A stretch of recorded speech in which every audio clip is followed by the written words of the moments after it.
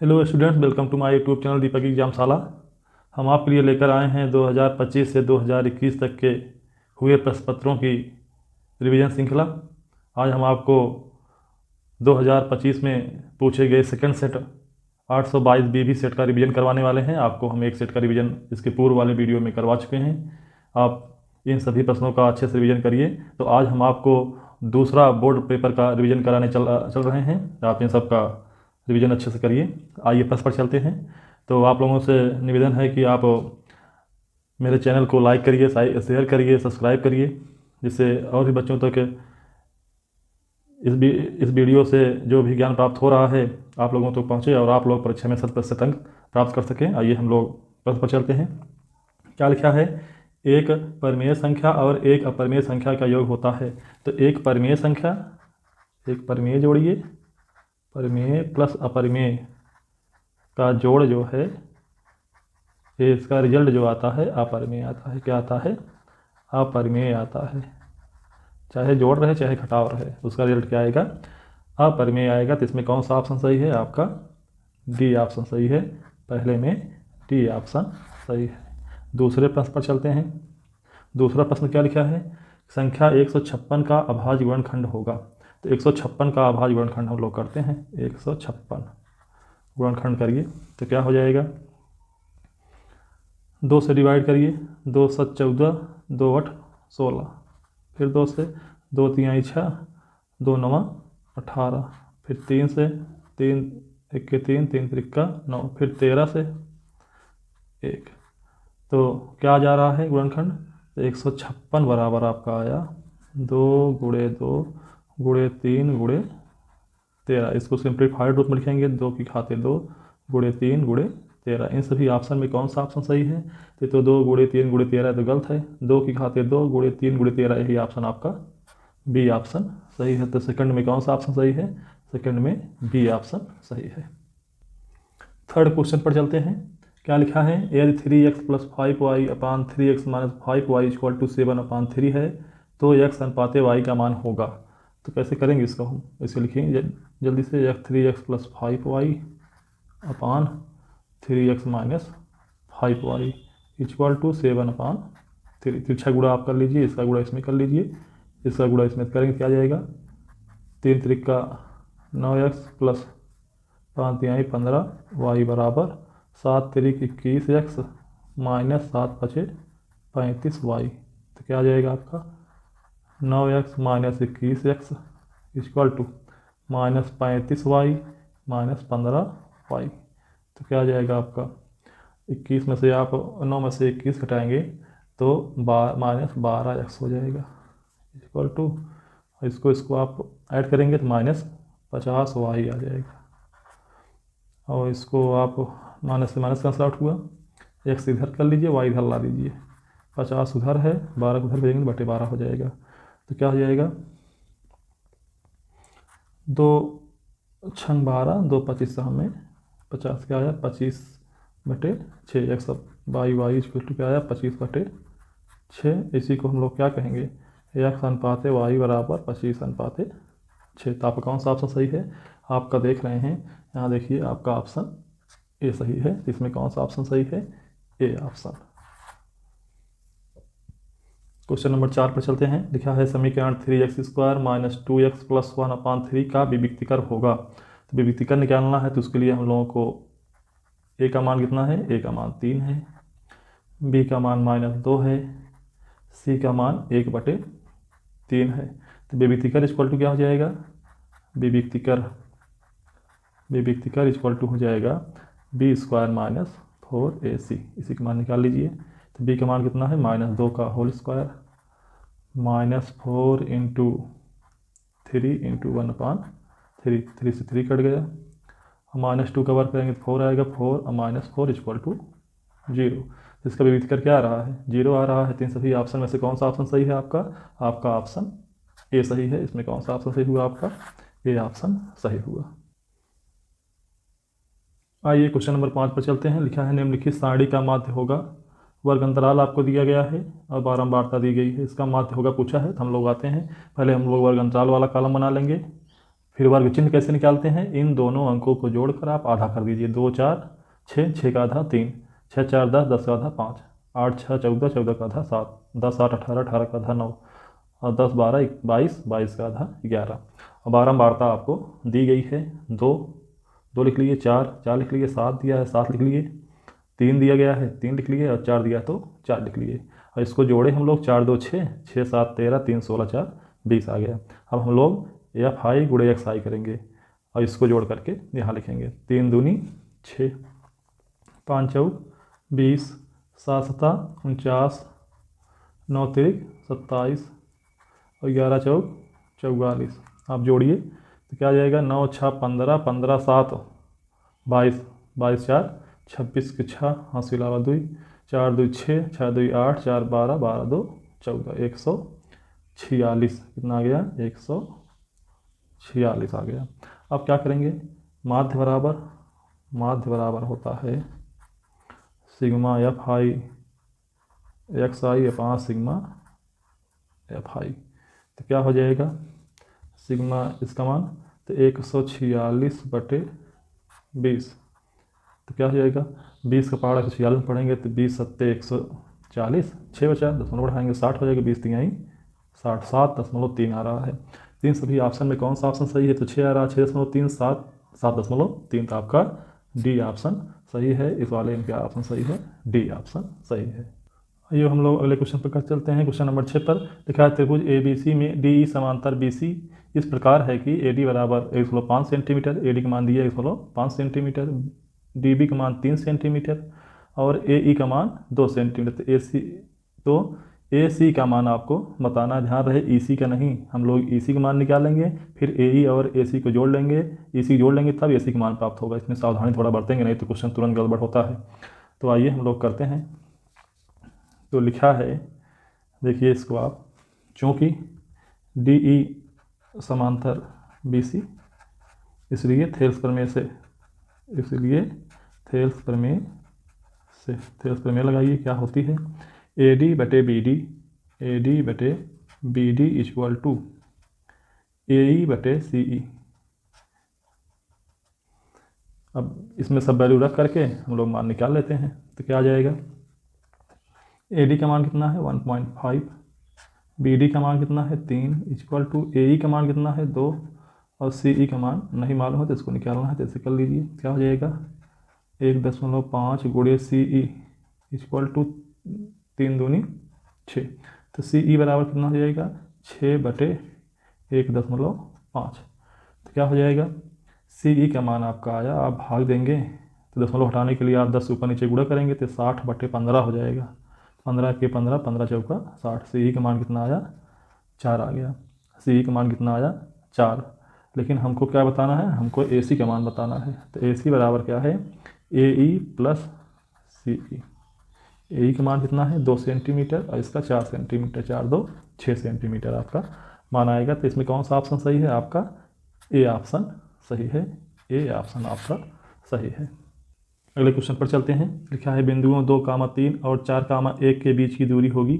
तो 2, 3 और 4, 1 के बीच की दूरी निकालना है।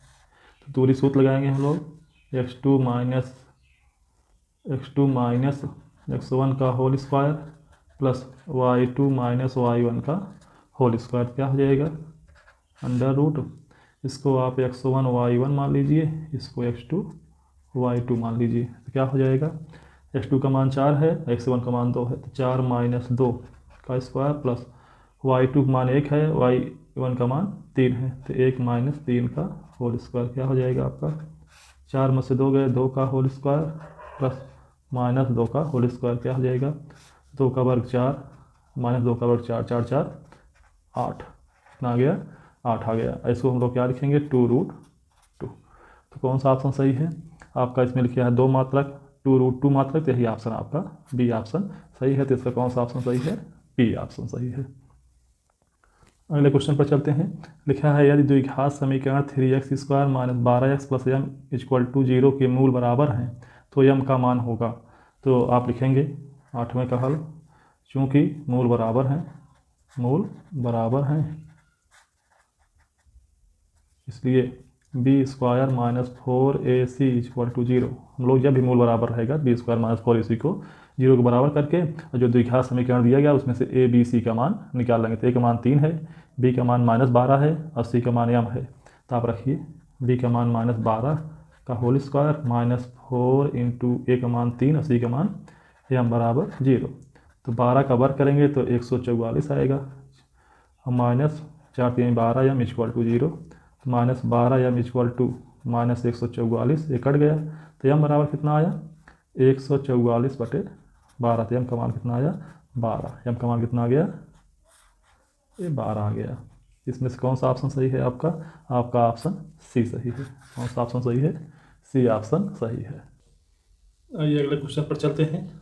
लिखा है 15 और 25 का एलसीएम 5 है तो उनका एलसीएम होगा। एक सूत्र हम लोग जानते हैं, पहली संख्या गुणे दूसरी संख्या बराबर लासा गुणे मासा। तो क्या हो जाएगा, पहली संख्या आपका 15 है, 15 गुणे 25 इक्वल टू लासा का मान कितना है, लासा का मान तो ज्ञात करना है आपका, गुणे या सी एफ का मान कितना है, सी एफ मतलब मासा, मासा का मतलब 5 दिया गया है। तो लासा 5 किधर भेज दीजिए, 15 गुणे 25/5 बराबर लासा। तो क्या हो जाएगा 5 1 5 5 5 25 15 25 75। तो लासा बराबर क्या हुआ, लासा बराबर हुआ 15 25 75। तो आपका ऑप्शन कौन सही है? आपका ऑप्शन बी सही है। क्वेश्चन नंबर 10 देखते हैं। लिखा है AP 3 1 कामा -1 कामा -3 के लिए सारवंतर है। सारवंतर इक्वल टू होता है, सारवंतर इक्वल टू A2 - A1। आप पीछे वाले दो क्रमागत पद के पीछे वाले पद में से आगे वाला पद घटाएंगे तो 1 में से 3 घटाइए आप, तो 1 - 3 बराबर -2 आएगा। ऑप्शन कौन सा ऑप्शन सही है? आपका ऑप्शन ए सही है। ए आपका ऑप्शन ए सही हुआ। आइए अगले क्वेश्चन पर चलते हैं। लिखा है निम्नलिखित सारणी का माध्यक वर्ग होगा। बारंबारता आपको दी गई है और वर्गंतराल दिया गया, तो वर्गंतराल का बहुत बड़ा रोल नहीं है। बारंबारता आप कॉलम लिख लीजिए और इसको जोड़ लीजिए, फिर संचयी बारंबारता आप निकाल लीजिए। संचयी बारंबारता कैसे निकालते हैं, इस अंक को आप यहाँ पर लिख लीजिए, इस अंक में इसको जोड़िए, यहाँ पर लिखिए 2 7 9, फिर 9 में 3 जोड़िए 12, 12 में 10 जोड़ेंगे 22, 22 में 4 जोड़ेंगे 26। यहाँ वाला अंक यहाँ वाले से मैच करना चाहिए, तब तो आपकी संचयी बारंबारता सही है। तो हम लोग n का मान कितना आया 26, n/2 का मान ज्ञात कर लेते हैं तो 13 आएगा। तो आप देख रहे हैं 13 कहाँ पड़ रहा है, 12 तक तो इस अंतराल में आ रहा है, 13वां पद आपका इस अंतराल में आएगा। आपका माध्यक वर्ग कौन सा हुआ 15 से 20। तो आपका ऑप्शन कौन सही है? आपका ऑप्शन डी सही है, डी ऑप्शन सही है। क्वेश्चन नंबर 12 पर चलेंगे। tan a का मान क्या है, 1 है। तो tan a बराबर tan 45 अंश, तो a बराबर कितना आया 45 अंश। तो अब क्या करेंगे 2 sin a into cos a का मान निकालना है, अतः 2 sin a into cos a का मान निकालिए आप। तो आपका हो जाएगा 2 इंटू साइन 45 अंश इंटू cos 45 अंश। तो क्या हो जाएगा 2 इंटू 1/√2 इंटू 1/√2। तो आपका आ जाएगा 2 गुणे 1/2 बराबर 1। तो एक कहाँ रहा आपका सी ऑप्शन सही है, तो इसमें सी ऑप्शन आपका सही है। आइए अगले क्वेश्चन पर चलते हैं। एक वृत्त के केंद्र से 25 सेंटीमीटर दूर स्थित बिंदु Q से वृत्त की स्पर्श रेखा की लंबाई 24 सेंटीमीटर है, वृत्त की त्रिज्या होगी। तो वृत्त की त्रिज्या आपकी यही है, इसको OP की लंबाई आपको निकालना है। आपको OQ दिया गया है, PQ दिया गया है। तो क्या करेंगे देख लीजिए, आपका ये समकोण त्रिभुज है, ये कर्ण हुआ आपका, ये आधार हुआ, लंब का मान निकालना है। तो आप लिखेंगे त्रिभुज OPQ में OQ square equal to OP square plus PQ square कीजिए। तो मान रखेंगे तो क्या आ जाएगा, OQ का मान 25 है तो 25 का स्क्वायर इक्वल टू OP का मान नहीं मालूम है तो OP का स्क्वायर, PQ का मान 24 है तो 24 का स्क्वायर। 25 का स्क्वायर करेंगे तो 625 आता है equal to OP square plus 24 का स्क्वायर करेंगे तो 576 आता है। इसको आप इधर भेज दीजिए तो 625 - 576 इक्वल टू OP² 576 आप घटाएंगे तो 49 आएगा। 49 बराबर OP²। तो OP बराबर कितना हो जाएगा? OP बराबर आपका आ जाएगा 7। OP बराबर कितना आ जाएगा? 7 सेंटीमीटर। तो देखिए इसमें कहाँ ऑप्शन सही है? आपका ऑप्शन ए सही है। ए ऑप्शन सही है इसमें। आइए अगले क्वेश्चन पर चलते हैं। लिखा है एक मीनार की ऊंचाई 20 मीटर है, जमीन पर बनने वाली इसकी छाया की लंबाई 20 कड़ी में 3 मीटर है, तो उन्नयन कोण का मान ज्ञात कीजिए। तो मीनार की ऊंचाई 20 मीटर है और बनने वाली छाया की लंबाई कितनी है? 20 कड़ी में 3 मीटर। तो क्या मान ज्ञात करना है? थीटा का मान आपको ज्ञात करना है। तो आप लिखिए त्रिभुज ABC में क्या क्या मालूम है? लंब और आधार मालूम है। तो लंब और आधार में संबंध किसमें होता है? टैन में। तो टैन थीटा इक्वल टू क्या हो जाएगा? AB/BC। AB/BC इसको हल करेंगे तो tan theta equal to AB का मान 20, BC का मान 20 कड़ी में 3, इससे कैंसिल हो गया। तो आपका आया है टैन थीटा इक्वल टू 1/कड़ी में 3। 1/कड़ी में 3 तो क्या आ जाएगा आपका? Tan theta equal to tan 30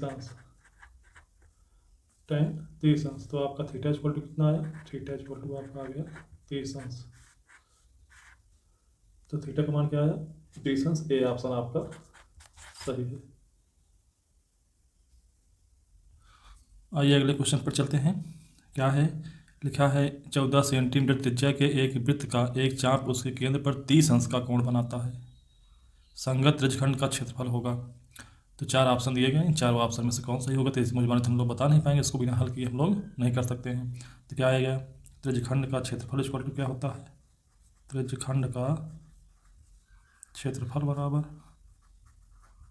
θ/360 अंश गुणे πr²। थीटा का मान 30 है। 30/360 गुणे 22/7 गुणे r। आर मतलब 14, 14 का स्क्वायर मतलब 14 गुणे 14 और 30 1 के 30, 30 बराबर में 360 और 7 1 के 7 और 7 दूनी 14, 2 1 के 2, 2 6 12। तो और काटेंगे तो 2 3 6, 2 7 14। तो ऊपर क्या बच रहा है? ऊपर केवल बच रहा है 22 गुणे 7, नीचे केवल 3 बच रहा है। तो क्या आ जाएगा? 7 दूनी 14, 7 दूनी 14 15/154/3 सेंटीमीटर स्क्वायर। तो इन सभी ऑप्शन में से देखिए, ये तो 55/3 है, ये 77/3 है, 154/3 है। तो आपका ऑप्शन सी सही है। इसका ऑप्शन कौन सही है? ऑप्शन सी।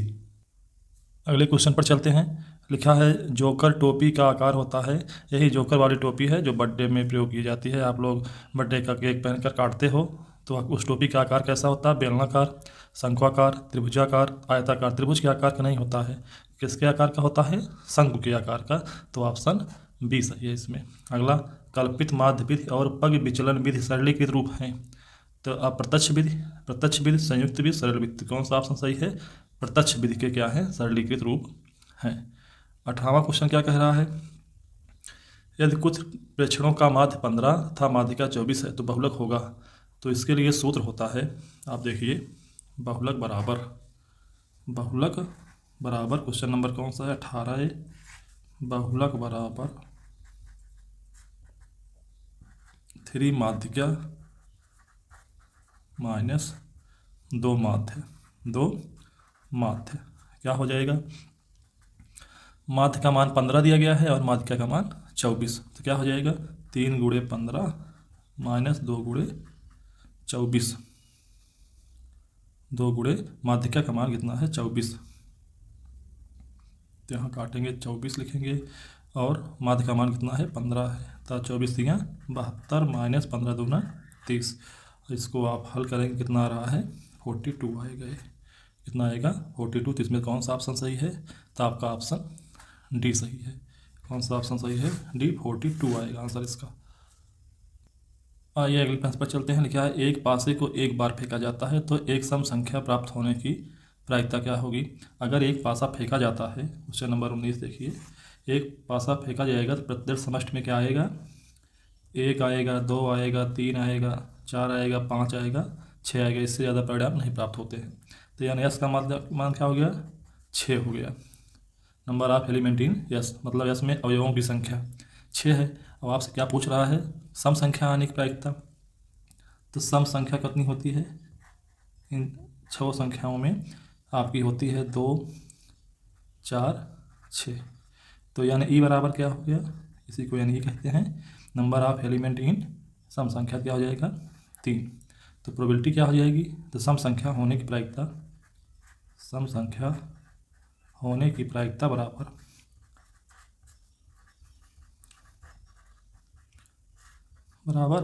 एन ई अपान एन एस, अनुकूल परिणामों की संख्या अपान कुल परिणामों की संख्या। तो 3/6 क्या आ जाएगा, 1/2, कितना मान आ जाएगा, 1/2 आ जाएगा। फिर क्वेश्चन नंबर 20 पर चलते हैं। क्वेश्चन नंबर 20 क्या हो जाएगा, अच्छी प्रकार से फेंटे हुए ताश के 52 पत्तों में से एक पत्ते को यादृच्छिक निकालने पर पत्ते के रानी होने की प्रायिकता बताइए। तो आप लोग जानते हैं 52 पत्ता रहता है, 52 कुल पत्ते कितने हैं, कुल पत्ते बराबर 52। इन 52 पत्तों में रानी कितनी होती है, रानी संख्या 4 होती है, गुलाम की संख्या 4 होती है, बादशाह की संख्या कितनी होती है, बादशाह 4 होता है, और इक्का भी कितना होता है, 4 होता है। मतलब कि सभी कलर के 4-4 पत्ते होते हैं। जैसे दहला 4 ठोर होगा, इक्का 4 ठोर, दुक्की 4 ठोर, मतलब सभी जो है 4-4 पत्ते होते हैं। तो रानी आने की प्रायिकता क्या हो जाएगी, तो रानी होने की प्रायिकता बराबर रानी की संख्या कितनी है, 4 ठोर, एक हुकुम की रानी, एक लाल पान की रानी, एक ईंट की रानी और एक चिड़ी की रानी, 4 रानी है। अब यादृच्छिक आप निकाल रहे हो बिना देखे तो हो सकता है कोई भी रानी आ सकती है। तो क्या हो जाएगा, कुल पत्ते कितने हैं, 52 पत्तों में से निकाल रहे हो, तो इसको हल करो, 4 के 4, 4 तरह में 52, तो आपका कितना जाएगा, 1/13। कितना मान आ जाएगा, 1/13। तो इसमें कौन सा ऑप्शन सही है आपका, इसमें आपका बी ऑप्शन सही है, बी ऑप्शन सही है। तो आपका बहुविकल्पी प्रश्न 20 के 20 हो गए। अभी तक हम लोग जो है इस प्रश्न पत्र के खंड आके बहुविकल्पी प्रश्नों को कर रहे थे, हम लोगों ने 20 बहुविकल्पी प्रश्न कर लिया। अब हम लोग खंड बा के वर्णनात्मक प्रश्न चलेंगे। तो पहले प्रश्न नंबर 1 में अत लघुत्तरीय प्रश्न पूछता है, जो प्रत्येक क्वेश्चन 2 अंक का होता है। इसमें 6 क्वेश्चन पूछे जाते हैं और 6 करना अनिवार्य रहता है। आइए हम लोग पहले के का खंड को करते हैं। जितना हम बता रहे हैं उतना केवल लिखिएगा परीक्षा में।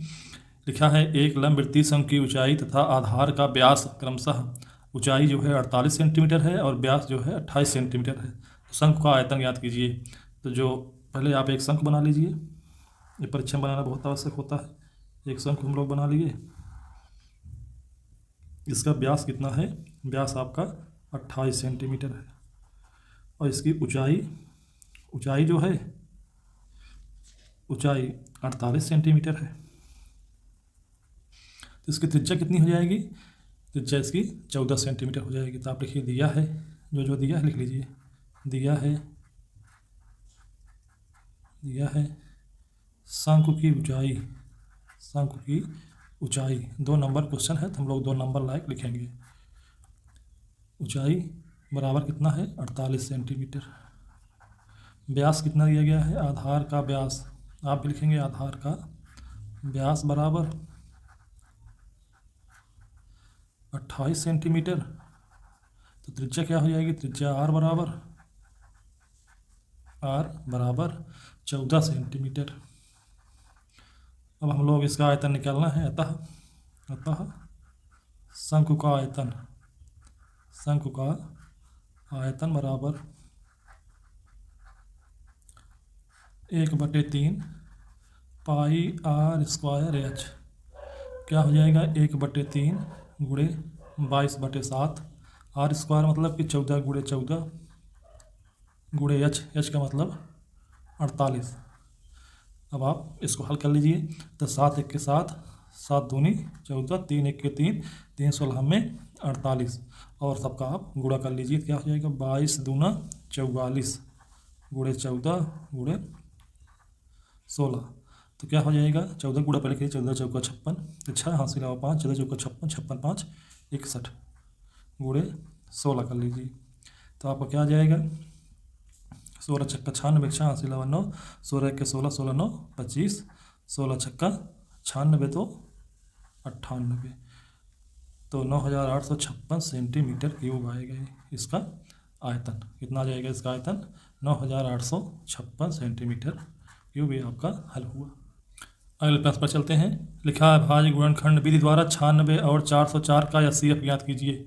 तो 96 का आप भाज्य गुणनखंड करिए, तो 2 से काटेंगे तो कितना आएगा 48, फिर 2 से काटेंगे तो 24, फिर 2 से काटेंगे तो 12, फिर 2 से काटेंगे तो 6, अब फिर 2 से काटेंगे तो 3, फिर 3 से काटेंगे तो 1 आ जाएगा आपका।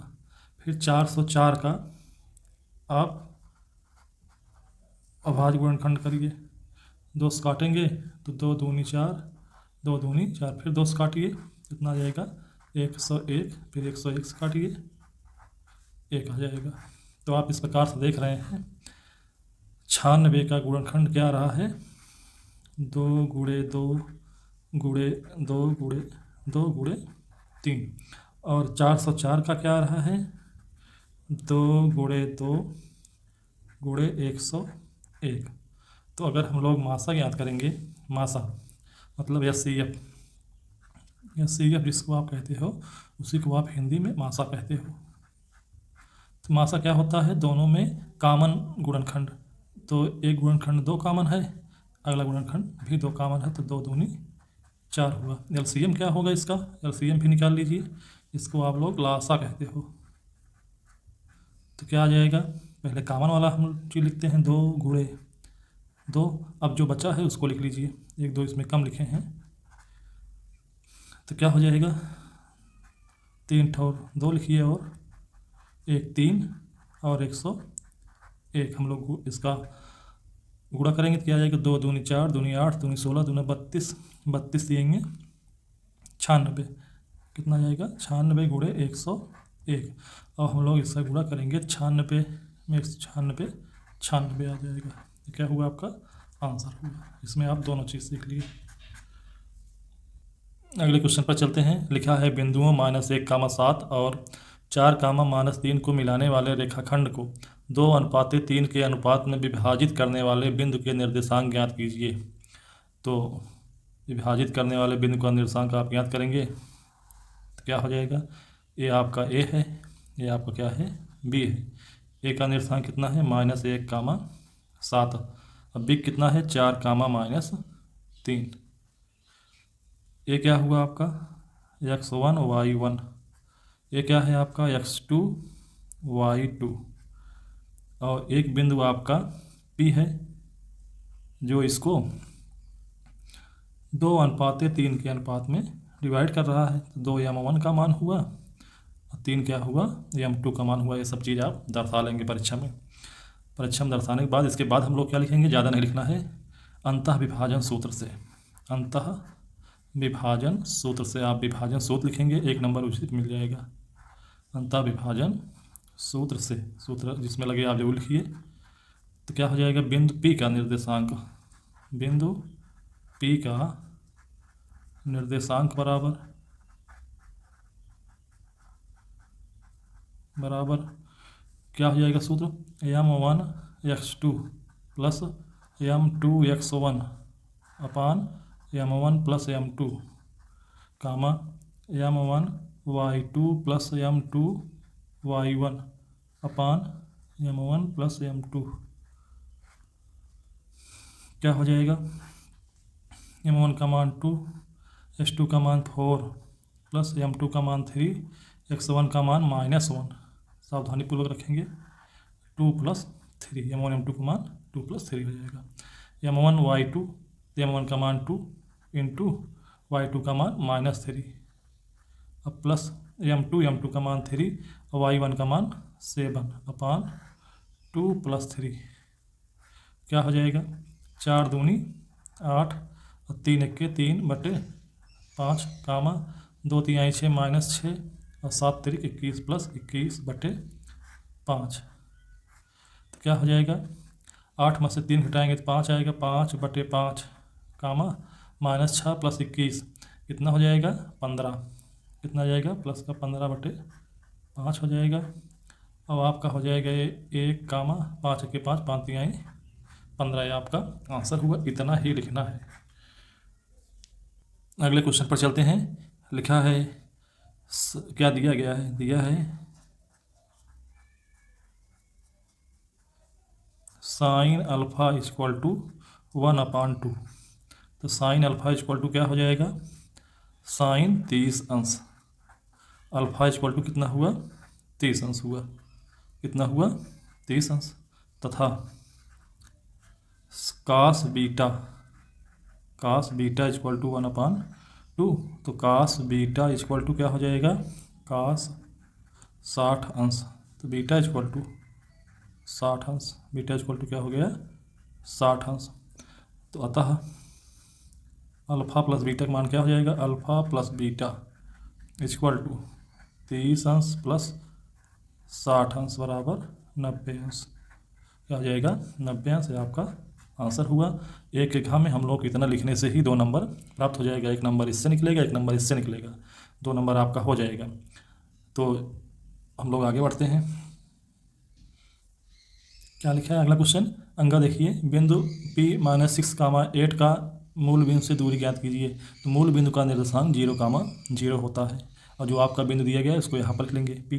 अब इनके बीच की दूरी निकालना है, तो आपको ये जो बिंदु आप लोग अपने आप से लिखे हैं जिसका निर्देशांक 0, 0 है, इसको आप x1 y1 मान लीजिए, इसको x2 y2, इतना आप परीक्षा में दर्शाएंगे। तो आप क्या करेंगे, लिखिए OP के बीच की दूरी, ज़्यादा नहीं लिखना है, की दूरी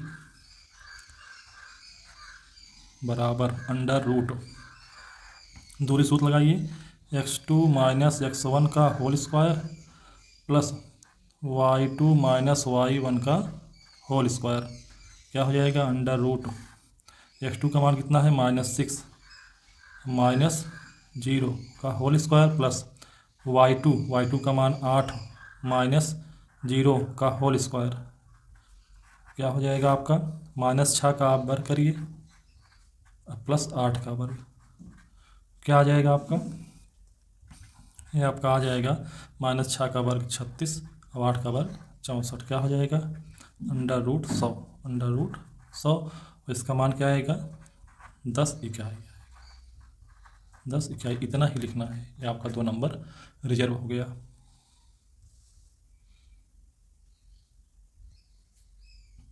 तो बच्चों आपको कैसा लग रहा है, यदि हमारा पढ़ाना आपको अच्छा लग रहा है तो आप हमारे चैनल को लाइक करिए, शेयर करिए, सब्सक्राइब करिए, शेयर जरूर करिए अन्य बच्चों के साथ, अपने सहपाठियों के साथ, जिससे उनका भी ज्ञानवर्धन हो, वही परीक्षा में अच्छे अंक प्राप्त कर सकें। तो बच्चों अगर आपको मेरे वीडियो में स्पष्ट रूप से दिखाई नहीं दे रहा है तो आप अपने वीडियो की क्वालिटी थोड़ा बढ़ा लेंगे, 360 के आसपास आप कर लेंगे तो आपको अच्छे से दिखेगा। हो सकता है आपको अच्छे दिख रहा हो, अगर नहीं दिख रहा है तो आपने वीडियो की क्वालिटी थोड़ा बढ़ा लेंगे तो आपको स्पष्ट रूप से दिखने लगेगा। तो आइए हम लोग इसके चा खंड को देखते हैं, 1 के चा को। क्या लिखा है, सिद्ध कीजिए कि cot A - cos A upon cot A + cos A = cosec A - 1 upon cosec A + 1 सिद्ध करना है। बहुत ही आसान क्वेश्चन है। इसके LHS को हम हल करके RHS लाते हैं। LHS बराबर क्या लिखा है, cot A - cos A upon cot A + cos A। क्या हो जाएगा आपका, cot A का मान क्या है, cos A upon sin A minus cos A, ऊपर हम लोग प्रसार कर दिए, होल अपान नीचे वाले का भी करो, cos A upon sin A + cos A। आप क्या करिए, ऊपर से भी cos कॉमन कर लीजिए, नीचे से भी cos कॉमन कर लीजिए। तो क्या आ जाएगा, ऊपर से cos कॉमन करेंगे तो cos A, बचा क्या है 1/sin A -1, और होल अपान इसमें से cos A कॉमन कर लीजिए, cos A, अब बचा क्या है 1/sin A + 1। तो cos A से cos A कैंसिल आउट, क्या बचा आपका, और 1/sin A क्या लिख लेंगे हम लोग, cosec A, क्या लिख लेंगे, कॉसेक ए माइनस 1 अपान, इसमें भी कॉसेक ए लिख लो, कॉसेक ए प्लस 1। आपका यही क्या हो गया, यही आपका RHS हो गया, RHS ये आपका सिद्ध हुआ। इतना ही लिखना है आपको तो नंबर प्राप्त हो जाएगा। अब हम लोग क्वेश्चन नंबर 2 की तरफ बढ़ते हैं। उसमें आपको 5 खंड करना रहता है, लेकिन आपको 6 खंड दिए रहते हैं, लेकिन हम आपको 6 खंड हल करवाएंगे। आप धैर्य बनाए रखिए। हम लोग 6 के 6 क्वेश्चन अच्छी प्रकार से करेंगे, लेकिन आपको परीक्षा में केवल 5 प्रश्न ही करना है। जो आपको अच्छे से 5 प्रश्न आ रहे हैं उनको आप प्रश्न पत्र पढ़ते वक्त ही कंफर्म कर लेंगे कि हमको 5 कौन सा करना है। इसी कारण से आपको 15 मिनट एक्स्ट्रा पेपर पढ़ने के लिए दिए जाते हैं, तो पहले आप पेपर ज़रूर पढ़िए। पेपर पढ़ने से आपको आभास हो जाता है कि हम लोगों को क्या क्या क्वेश्चन कैसे कैसे करना है। उसके बाद जब परीक्षा में हम लोग क्वेश्चन करने लगते हैं तो उस समय हम लोगों के सोचने समय नहीं रहता है कि हम लोग कौन सा क्वेश्चन करें कौन सा ना करें। अब एक बार कलम चल जाती है उसको हल करते हैं और बीच में जाके अटक जाते हैं तो दिक्कत होती है, समय बर्बाद होता है। तो हम पेपर पढ़ते वक्त ही जान जाते हैं कि हम लोग कौन सा प्रश्न हल कर पाएंगे, कौन सा प्रश्न हम लोग हल नहीं कर पाएंगे। तो आइए हम लोग क्वेश्चन नंबर 2 को करते हैं। 2 का क्या देखते हैं। लिखा है किसी AP का 17वां पद उसके 10वें पद से 7 अधिक है, इसका सार व अंतर ज्ञात कीजिए। हम लोग मान लेंगे कि माना AP का प्रथम पद बराबर A तथा सार व अंतर बराबर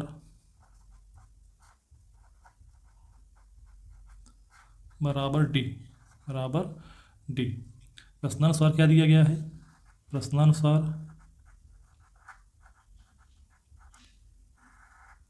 प्रश्नानुसार क्या हो जाएगा,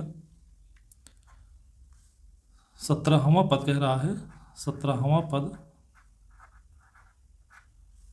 बराबर किसके है, 10वां पद प्लस 7। 10वें पद में आप 7 जोड़ेंगे तब 17वां पद प्राप्त होगा। तो 17वां पद क्या होता है, इसमें लगाएंगे सूत्र, तो A प्लस 17 माइनस 1 D बराबर A plus 10 minus 1 D plus 7। तो क्या हो जाएगा, A से कैंसिल आउट हो गया, 17 में से 1 गए 16 D बराबर 10 में से 1 गए 9 D प्लस 7। तो इसको हल करेंगे तो क्या आ जाएगा, 16D minus 9D equal to 7। 16D में से 9D घटाएंगे आप तो 7D आएगा बराबर 7। और D बराबर क्या हो जाएगा, D बराबर आपका आ जाएगा, D बराबर आपका आया 7/7। और D का मान कितना हो जाएगा, D बराबर 1 आ गया आपका। D बराबर क्या हो गया, 1। ये आपका आंसर हुआ, आपका 4 नंबर कन्फर्म हुआ। आसान क्वेश्चन पूछा था। आइए दूसरे क्वेश्चन पर चलते हैं। क्वेश्चन नंबर 2 के खा पर क्या लिखा है, समीकरण 2x² plus 2x plus 7x plus 5√2 equal to 0 के मूल ज्ञात कीजिए। 4 अंक का प्रश्न है। क्या है, 4 अंक का प्रश्न है। इसको कैसे हल करेंगे, तो आइए हम लोग देखते हैं। यह क्वेश्चन बहुत इंपॉर्टेंट है, बहुत बार परीक्षा में पूछा गया है। तो देखिए आप क्या लिखा गया है, आपका √2x² प्लस 7x प्लस 5√2 लिखा गया है। तो हम लोग क्या करेंगे, अब हम लोग जो यहाँ C है और यहाँ A है, इन दोनों का गुणा करते हैं। इन दोनों को गुणा करने पर क्या आएगा, गुणा करने पर 5√2 गुणे √2 आएगा। इन दोनों गुणा करेंगे तो 5 × 2 आ जाएगा। अब 5 गुणे 2 करेंगे तो कितना आएगा, 10 आ जाएगा। और 10 का ऐसा 2 गुणनखंड करिए जिसको गुणा करने पर 10 आवे और जोड़ने पर 7 आवे। तो ऐसा गुणनखंड क्या होगा, 5 और 2, 5 दूनी 10 और 5 2 7। हम लोग क्या किए, जहाँ पर 7 था वहाँ पर क्या लिखे, 5 + 2 लिख लिए और सबको हम लोग ऐसे उतार लिए। तो आप क्या करेंगे, आप √2x² को इसे उतार लीजिए। 5 में x से उड़ेंगे 5x 2x और 5√2 को आप ऐसे उतार लीजिए। अब आप क्या करेंगे, 2 2 का जोड़ा बनाएंगे। 2 2 का जोड़ा बनाने पर आप ध्यान दीजिए, जहाँ पर 2 था वहाँ पर हम लोग क्या लिख लिए, √2 × √2। क्यों, जिससे हम लोग आसानी से काम ले सकें। यहाँ √2 है ना, यहाँ √2 नहीं था तो हम लोग जो 2 था उसको सरल रूप में √2 × √2 लिख लिए। अब क्या करेंगे, पहले जोड़े में से x कामन हो रहा है। क्या कामन हो रहा है, x क्या बचेगा, आपका √2x+5। अगले में √2 कॉमन हो रहा है। क्या कॉमन हो रहा है? √2। क्या बच रहा है आपका? √2x+5 = 0। अब देखिए इन दोनों पदों में क्या कॉमन है? ये पूरा ब्रैकेट देखो, यही ब्रैकेट इसमें भी है, वही ब्रैकेट इसमें भी है, तो हम लोग ये पूरा ब्रैकेट कॉमन कर लिए और क्या बचा है उसको यहाँ पर लिख लिए। अब दो पदों का गुणा जो है 0 के बराबर है। किसके बराबर है? 0 के बराबर है। तो या तो ये 0 है या तो ये 0 है, तो इसलिए हम लोग लिख दिए √2x+5 = 0 या x + √2 = 0। अब इसका मान निकालेंगे तो +5 को आप इधर भेजेंगे तो -5 हो जाएगा। कितना हो जाएगा? -5 हो जाएगा। और x इधर है, +√2 को आप उधर भेजेंगे तो -√2 हो जाएगा। कुल मिलाकर आपका कितना है? x बराबर 5√2 और x बराबर -√2। तो आपका आंसर कितना हुआ? आपका आंसर आया, आप देखिए आंसर क्या हुआ?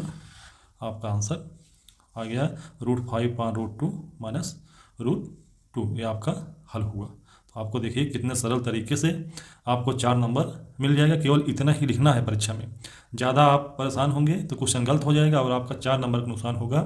इस प्रकार के क्वेश्चन परीक्षा में आपके आते रहते हैं और इन सभी प्रश्नों को हल करना बहुत आसान होता है। बस आपको क्या है? कंटिन्यूअस अभ्यास करना है इस प्रकार के प्रश्नों का। अगले प्रश्न पर चलते हैं। क्या लिखा है? एक त्रिभुज ABC की भुजा BC पर D एक बिंदु इस प्रकार है कि कोण ADC बराबर कोण BAC सिद्ध कीजिए कि CA² = CA × CD। आपको ये सिद्ध करना है। तो ये क्या है? 4 अंक का प्रश्न है। हम लोग इसको कैसे हल करेंगे? तो आइए इसका हल देखते हैं। दिया है, हम लोग जो दिया है उसको लिख लेंगे। क्या दिया गया है? कोण ADC बराबर कोण BACA आपको दिया, तो इसको आप लिख लीजिए। फिर क्या करेंगे? आपको क्या सिद्ध करना है? आपको सिद्ध करना है CA² = CB × CD। तो हम लोग क्या करेंगे? त्रिभुज ABC बड़े वाले त्रिभुज में तथा त्रिभुज DAC में आप क्या देख रहे हैं? कोण BAC बराबर कोण ADC। कोण BAC कोण ADCA बराबर दिया गया, आपको ज्ञात है, क्वेश्चन में ही दिया गया है। क्या है? ज्ञात है। फिर आपका कोण BCA, तो BCA इस बड़े वाले त्रिभुज का भी कोण है और DCA छोटे वाले त्रिभुज का भी कोण है। ये दोनों कोण क्या हैं? बराबर हैं और उभयनिष्ठ हैं। क्या हैं? उभयनिष्ठ हैं। अतः ये समरूपता की कसौटी से आपको इतना ही लिखना है। क्या हो जाएगा? दोनों त्रिभुज सर्वांग सम हो जाएंगे। ये समरूपता की कसौटी से दोनों त्रिभुज क्या हो गए? समरूप हो गए। और समरूप त्रिभुजों की संगत भुजाएं समानुपाती होती हैं। समरूप त्रिभुजों की संगत भुजाएं समानुपाती होती हैं। तो क्या हो जाएगा? संगत भुजा कौन सी होगी? तो बड़े वाले त्रिभुज की भुजा CA की संगत कौन सी होगी? CD होगी। कौन सी होगी? CD। CA/CD बराबर क्या हो गया? CA/CD बराबर। अब बड़े वाले त्रिभुज की भुजा CB बटे क्या हो जाएगा? ये छोटे वाले त्रिभुज की भुजा CA। अब हम लोग क्या करेंगे?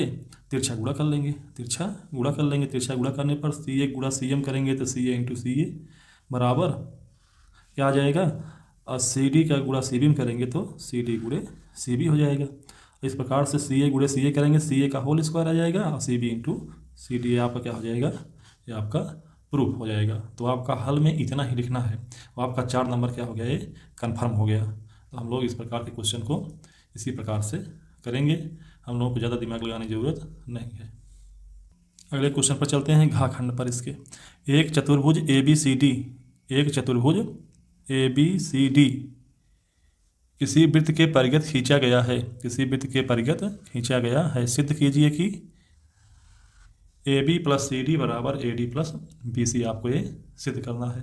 मतलब चतुर्भुज जो है वृत्त के बाहर है। परिगत मतलब क्या होता है? बाहर खींचा गया है। तो हम लोग क्या करेंगे? इसको हल करेंगे। देखिए हम आपको समझाने के लिए प्रश्न को इस प्रकार से लिख लिए। तो देखिए इसका हल क्या है? दिया गया है एक वृत्त के परिगत एक चतुर्भुज ABCD है। एक वृत्त बना है, इसके परिगत एक चतुर्भुज ABCD बना हुआ है, जिसकी भुजाएं AB, BC, CD तथा DA क्रमशः बिंदुओं P पी क्यू आर तथा एस पर स्पर्श करती हैं। पी क्यू आर एस पर क्या कर रही हैं? स्पर्श करती हैं। तो सिद्ध क्या करना है? सिद्ध करना है हमें A B plus C D बराबर A D plus B C, यही सिद्ध करना है आपको। तो क्या हो जाएगा आपका? देखिए,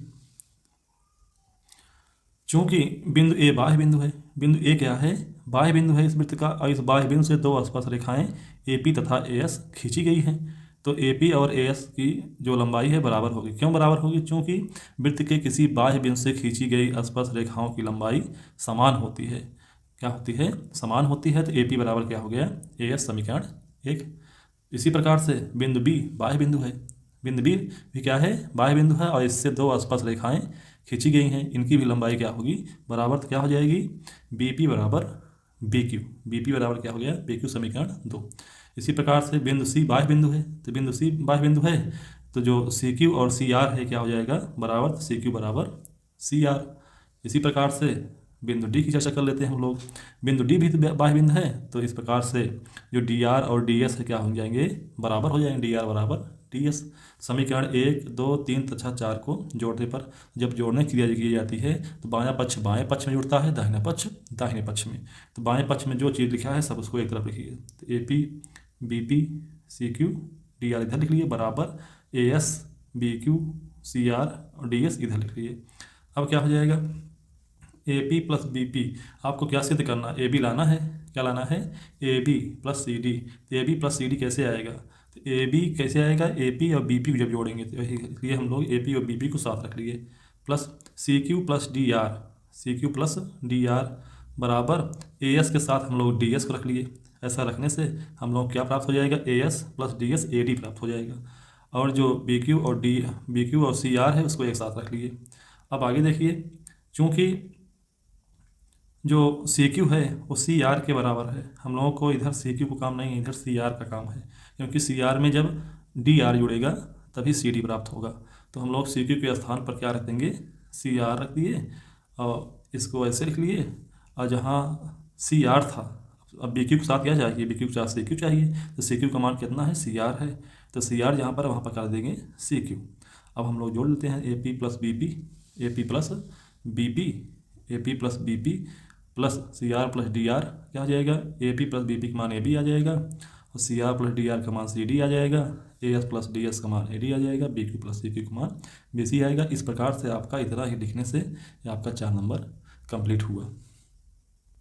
आइए क्वेश्चन नंबर 2 के अंगक खंड को हम लोग करते हैं। तो क्या है? यदि दिए गए आवृत्ति वितरण के आंकड़ों का माध्यक 28.5 है तो x और y के मान ज्ञात कीजिए। दिया है n = 60। n का मान कितना दिया गया? 60, मतलब बारंबारता का जोड़ आपको 60 दिया गया है। तो x और y का मान आपको ज्ञात करना है, और माध्यक दिया है। दो चीज़ आप नोट कर लीजिए, दोनों चीज़ ही उपयोगी हैं, इन्हीं दोनों के सहारे हम लोग x और y का मान निकाल लेंगे। तो आइए हम लोग हल पर चलते हैं। हल कैसे करेंगे? देखिए, हम लोग पहले इस प्रकार की जो टेबल आपकी इस प्रकार की है, जो आपकी टेबल हॉरिजॉन्टल है, इसको हम लोग वर्टिकल कर लेंगे ऊपर नीचे, और जो वर्गांतर लिखा है उसका एक कॉलम बना लेंगे, बारंबारता का एक कॉलम बना लेंगे, एक कॉलम अतिरिक्त संचयी बारंबारता का बनाएंगे हम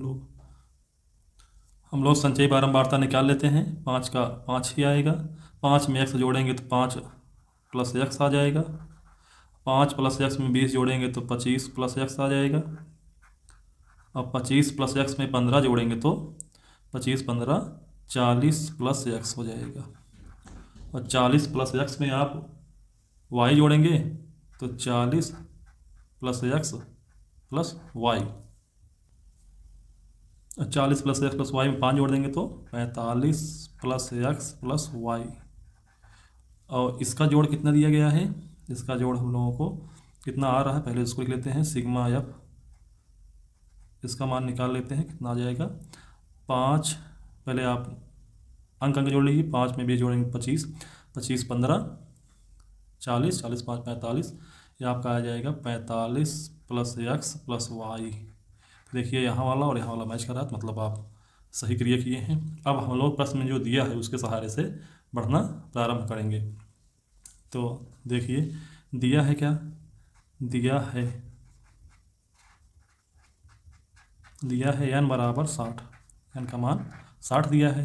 तो यहाँ से हम लोग क्या करेंगे? n/2 का मान निकालेंगे। अतः n/2 equal to 30, n/2 equal to 30। तो 30वां पद कहाँ पर आएगा? 25 प्लस x से लेकर के 40 प्लस x, मतलब 25 प्लस x वाला पद इसी में आएगा। इसमें आएगा 25 प्लस x वाला पद है। और ये क्या है? 40 के बाद जो आएंगे, 40 से लेकर के प्लस x कर रहा है। तो 30वां पद किस में आएगा? इसमें आएगा आपका, इसमें आएगा, इस वाले अंतराल में आएगा। तो आपका माध्यक वर्ग क्या हो जाएगा? 20 से 30। और आपके f का मान कितना हो जाएगा?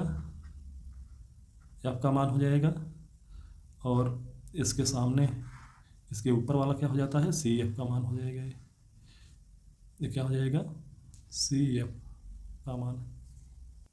तो इस प्रकार से हमें क्या प्राप्त हुआ? माध्यक वर्ग। क्या प्राप्त हुआ? माध्यक वर्ग। माध्यक वर्ग क्या प्राप्त हुआ आपको? 20 से 30, 20 से 30। तो यल का मान क्या हुआ? आप यहाँ पर लिखेंगे। यल का मान इस प्रकार से क्या प्राप्त हुआ? यल क्या होती है? माध्यक वर्ग की निम्न सीमा, मतलब 20। कितना प्राप्त हुआ? 20। एफ का मान कितना है? एफ का मान 20 है। n/2 का मान कितना है? 30 है। एच का मान कितना है? एच का मान आपका है, कितने कितने गैप है? 10-10 का गैप है। अब हम लोग माध्यक का सूत्र लगाएंगे। आप लिखिए, अतः माध्यक के सूत्र से, माध्यक के सूत्र से CF नहीं मालूम है तो CF आप निकाले हो 5 + x लिख लीजिए। CF बराबर 5 + x। तो क्या होता है माध्यक का सूत्र? माध्यक का सूत्र होता है माध्यक बराबर L + n/2 - CF/F × H। क्या हो जाएगा? L का मान, L का मान 20 है। 20 प्लस n/2 का मान कितना हुआ? 30। 30 माइनस, आप इसको ब्रैकेट में लिखिए, 5 + x और अपान f का मान 20 है, और गुणे h गुणे 10। तो माध्यक का मान कितना है? 28.5। ये दिया है आपको, अपने आप से लिख रहे हैं। तो क्या हो जाएगा? इसको आप इधर भेज लीजिए। तो 28.5 - 20 इक्वल टू, इसको हल करिए, 30 - 5 - x बटे 20 गुणे 10। गुणे क्या हो गया? 10। और 28.5 में से 20 घटाएंगे तो 8.5 आएगा। 8.5 बराबर 30 में से 5 गए 25। 25 माइनस x और 10 × 1 = 10, 10 दूनी 20, 2 बार कट गया बटे 2। अब हम लोग क्या करेंगे? 2 का गुणा इधर कर दीजिए, तो 8.5 है। 2 गुना करेंगे तो कितना आ जाएगा? 8.5 8 17 हो जाएगा। तो 8.5 गुणे 2 equal to 25 minus x, 25 minus x कितना हो जाएगा? ये 17 बराबर 25 माइनस x। 25 को इधर भेज दीजिए, तो 17 minus 25 equal to minus x। तो कितना आया? -8 बराबर माइनस x। कट गया, कितना आ गया? x बराबर आपका 8 आ गया। x का मान 8 आया। x का मान तो आ गया। अब y का मान कैसे निकालेंगे? आप देखिए, यहाँ पर हम लोग करते हैं, एक चीज़ और दिया गया है कि बारंबारता का जोड़ हम लोगों को 60 के बराबर दिया गया है, लेकिन हम लोग जब निकाले हैं तो 45 + x + y आया है। देखिए, पुनः चूँकि बारंबारता का योग बराबर 60 दिया गया है, प्रश्न में दिया गया है 60। n का मान जो होता है बारंबारता का योग होता है। तो क्या हो जाएगा? बारंबारता का योग आप यहाँ पर निकाले हैं तो 45 + x और प्लस y बराबर 60। आप क्या करिए इसको, तो x + y इक्वल टू कितना हो जाएगा? 60 माइनस 45। तो आपका आ गया x + y बराबर कितना हो जाएगा? 15। कितना हो जाएगा? 15। आप देखिए x का मान यहाँ पर निकला हुआ है, यहाँ पर x का मान निकला हुआ है, तो हम लोग x का मान भाग इसमें रख देंगे। एक्स का मान रखेंगे तो 8 + वाई बराबर 15। तो वाई बराबर कितना हो जाएगा, वाई बराबर आया 15 - 8। तो वाई का मान आपका फाइनली आ गया 7। वाई का मान कितना आ गया, 7 आ गया। तो आंसर क्या लिखेंगे आप, आंसर लिखेंगे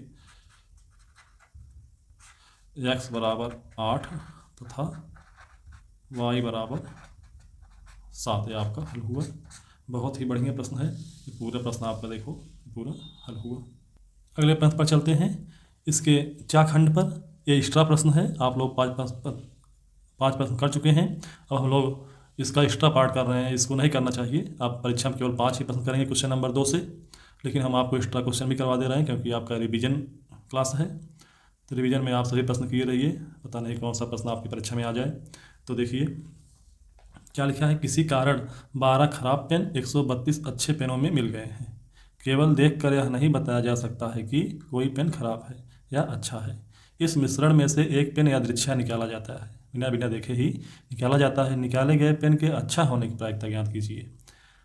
तो देखिए इसका हल कैसे करेंगे, कितना लिखना है। बहुत ही छोटा क्वेश्चन है लेकिन बहुत समझ का क्वेश्चन है, फ्री का नंबर देके जाता है। आप देखिए, खराब पेनों की संख्या, खराब पेनों की संख्या बराबर 12। अच्छे पेनों की संख्या बराबर, अच्छे पेनों की संख्या बराबर 132। कुल पेनों की संख्या बराबर, कुल पेनों की संख्या बराबर 144। 32 में आप 12 जोड़ देंगे तो 144 पेन हो जाएगी कुल पेनों की संख्या। तो जो पेन आप अच्छी निकालेंगे तो अच्छी पेनों की संख्या कितनी है, 132। तो आप लिखिए, निकाले गए पेन के अच्छा होने की प्रायिकता, अच्छा होने की प्रायिकता बराबर अच्छे पेनों की संख्या, अच्छे पेनों की संख्या बटे कुल पेनों की संख्या, कुल पेनों की संख्या। तो क्या हो जाएगा, अच्छे पेनों की संख्या कितनी है, अच्छे पेनों की संख्या 132 है। तो 132 बटे 144, 144 आप कैंसिल करिए 12 से। तो 12 × 1 = 12 और 12 × 1 = 12, 12 12 में 144। कितना आंसर आया, 11/12। क्या हुई, निकाले गए पेन के अच्छा होने की प्रायिकता, है आपका आंसर हुआ। इसी वक्त हम लोग एक क्वेश्चन और कर लेते हैं। मान लीजिए इसी क्वेश्चन में पूछा होता है निकाले गए पेन के खराब होने की प्रायिकता, तो इसी वक्त उसको भी जान लीजिए।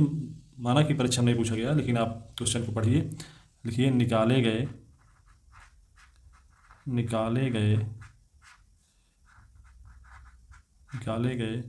पेन के खराब होने की प्रायिकता, खराब होने की प्रायिकता बराबर क्या हो जाएगा, खराब पेनों की संख्या, खराब पेनों की संख्या बटे कुल पेनों की संख्या, कुल पेनों की संख्या। तो क्या हो जाएगा, खराब पेन संख्या कितनी है, 12 है। कुल पेनों की संख्या कितनी है, 144 है। तो क्या हो जाएगा, 12 × 1 = 12, 12 में 144, 1/12 इसका आंसर आएगा। तो आंसर आपका यहीं तक था, लेकिन हम और आगे आपको बताएं। मान लीजिए आपको ये भी क्वेश्चन पूछ ले तो आप इस क्वेश्चन को कैसे करेंगे, तो आप इस क्वेश्चन को इस प्रकार से करेंगे। तो आपका क्वेश्चन नंबर 2 कंप्लीट हुआ। आपके कुल 4 अंक के 5 प्रश्न पूछे जाते हैं, हम आपको 6 प्रश्न करवा दिए हैं। तो आप पेपर पढ़ करके डिसाइड कर लेंगे कि हमको कौन सा 5 प्रश्न करना है जो हमको अच्छी तरीके से आता है तो हमको वही 5 पर समय देना है। एक्स्ट्रा क्वेश्चन हम बिल्कुल नहीं लिखेंगे। एक्स्ट्रा क्वेश्चन लिखने से हमको नंबर नहीं मिल जाएगा, बल्कि एग्जामिनर फ्रस्ट्रेट होता है, आपका मूल्यांकन सही तरीके से नहीं करता है। तो हम लोग जो चीज़ें लिखेंगे सटीक लिखेंगे, इससे हम लोगों की अलग कॉपी लेने की ज़रूरत नहीं पड़ेगी, हम लोग समय बचेगा और अपना पूरा समय हम लोग सही प्रश्न को करने में लगाएंगे। तो यही परीक्षा की सबसे बड़ी स्ट्रेटजी है कि हम लोग अपने परीक्षा के जो समय होता है उसके 3 घंटे 15 मिनट को हम लोग सही तरीके से सदुपयोग करें। उसके लिए हम लोग समझे रहें कब प्रश्न पढ़ना है, प्रश्न पढ़ करके किस पार्ट को कितने समय में करना है। तो हम आपको बता दें कि बहुविकल्पीय प्रश्न को आप आइडिया बना के चलिए 30 से 35 मिनट में कर लीजिए, और 1 घंटे में आप क्या कहते हैं अतला कुतरी कर लीजिए, और 40 मिनट 50 मिनट में आप जो है लघुत्तरी कर लीजिए। शेष समय आप क्या दीजिए दीर्घ उत्तरी प्रश्नों में, आपका पूरा पेपर आराम से सही हो जाएगा। बहुविकल्पीय प्रश्न में हमको हवड़ाने की जरूरत नहीं है, हम लोग हवड़ाते हैं तो अपना 20 नंबर में नुकसान करते हैं, जो कि सॉलिड नंबर होते हैं।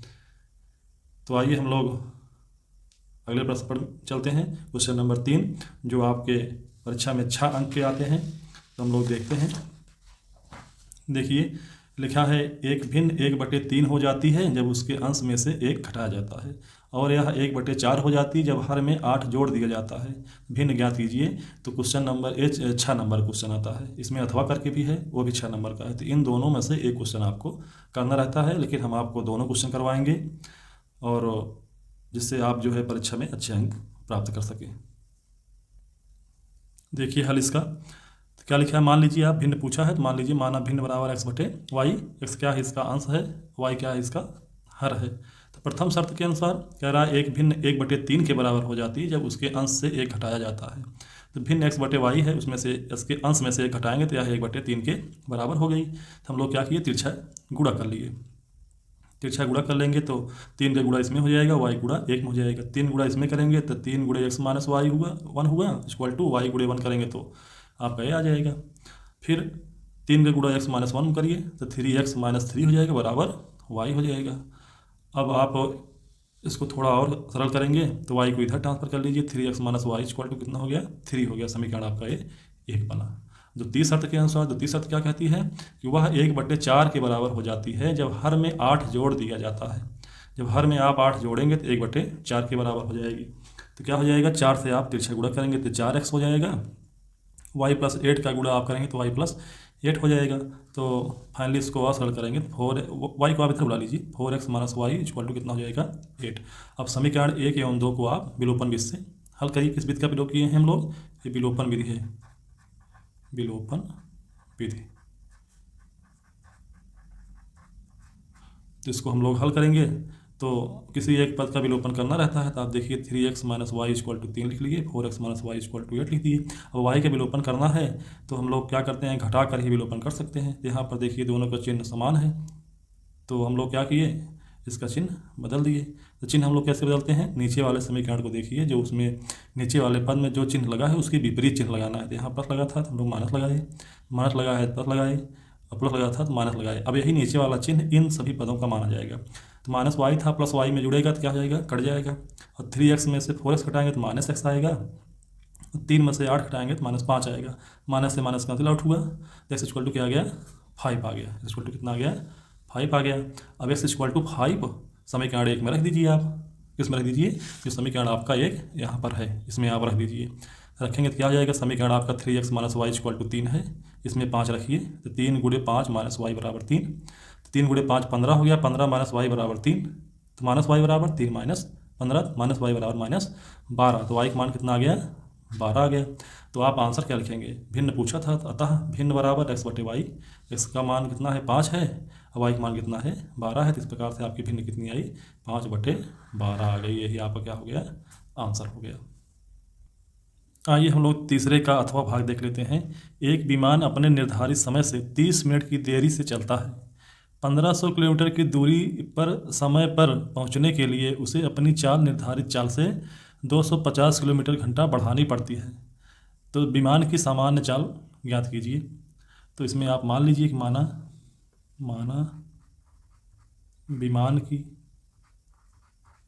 विमान की सामान्य चाल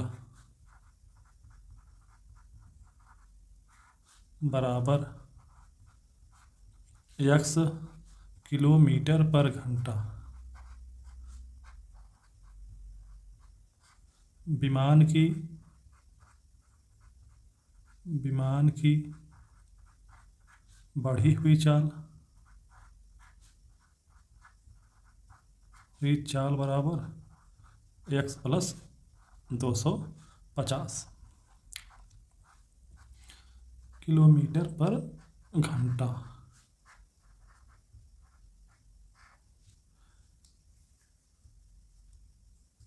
आगे क्या है? सामान्य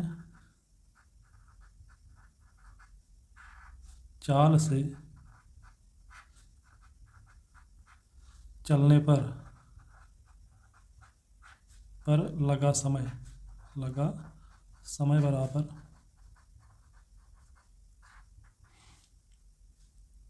दूरी बटे चाल होता है। दूरी कितनी है? दूरी 1500 है। 1500 बटे चाल कितनी है? x किलोमीटर पर घंटा।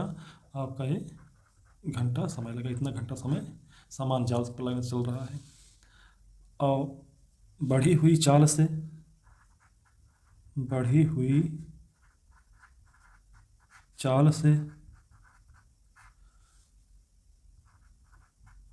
चलने पर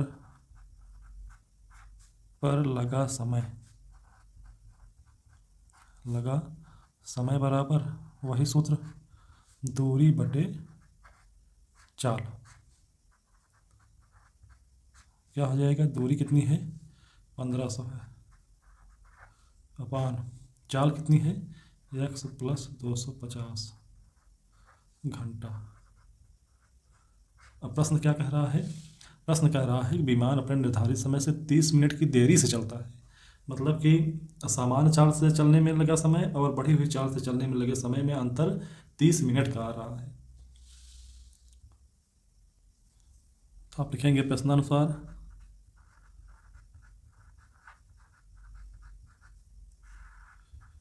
समय में अंतर बराबर 30 मिनट का समय लग रहा है। हमको समय तो घंटे में चाहिए, तो अंतर आप निकाल लीजिए। तो क्या हो जाएगा अंतर आपका? अंतर आपका आ जाएगा, इसमें ज़्यादा समय लगेगा क्योंकि धीमी चाल से चल रहा है, ये तेज़ चाल से चल रहा है तो ज़्यादा कम समय लगेगा। तो क्या हो जाएगा आपका? 1500 बटे x माइनस 1500 बटे x प्लस 250 बराबर 30 बटे 60।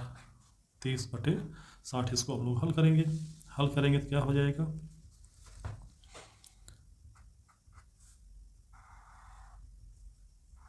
x और x प्लस 250 LCM हो जाएगा। क्या हो जाएगा? LCM। तो आप क्या करेंगे? 1500 आप पहले तो कॉमन कर लीजिए, 1500 आप दोनों में कॉमन कर लीजिए, बेफालतू का लिखेंगे। अब आप कॉमन कर लिए हैं, यहाँ क्या बचा? 1 बचा है, यहाँ पर भी 1 बचा है। तो x का भाग करेंगे तो x प्लस 250 आ जाएगा। x प्लस 250 गुणा आप इधर करेंगे तो x प्लस 250 हो जाएगा माइनस x इक्वल टू 30 × 30 30 दूना 60 1/2 हो जाएगी। और x से x कैंसिल आउट हो जाएगा। तो क्या हुआ आपका? ये ऊपर केवल बच रहा है 1500 गुणे 250 बटे नीचे गुणा कर लीजिए x² plus 250 x equal to 1/2। 1/2 क्या हो जाएगा आपका? ये या इसका गुणा करके आप इधर लिख लीजिए x² प्लस 250x बराबर 2 गुणे 1500 गुणे 250। तो क्या हो जाएगा? x² प्लस 250x और इसका आप गुणा करेंगे तो क्या आ जाएगा? 1575 40 हो जाएगा ये। तो आप क्या करेंगे? इसको भी इधर ट्रांसफर कर लीजिए तभी तो हम लोग इसको हल कर पाएंगे। तो x² प्लस 250x माइनस 7,50,000 बराबर 0। अब इसका गुणनखंड करना तो आसान नहीं है, तो हम लोग क्या करेंगे, श्रीधराचार्य सूत्र का प्रयोग करेंगे। आप लिखेंगे श्रीधराचार्य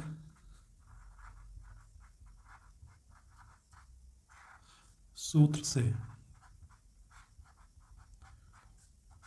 क्या हो जाएगा आपका, सूत्र का प्रयोग करेंगे तो x equal to minus B plus minus under root B square minus 4ac upon 2a। तो क्या हो जाएगा, x equal to minus B minus 250 plus minus under root 250 का होल स्क्वायर और माइनस 4a का मान 1 है, c का मान माइनस 75,000 है, तो प्लस 75 7,50,000 हो जाएगा अपान 2a मतलब 2।